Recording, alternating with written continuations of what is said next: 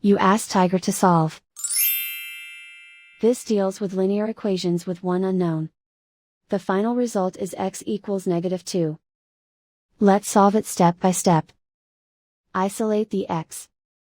Divide both sides by -16. Cancel out the negatives. Simplify the fraction. Move the negative sign from the denominator to the numerator. Find the greatest common factor of the numerator and denominator. Factor out and cancel the greatest common factor. And so the final result is x equals -2.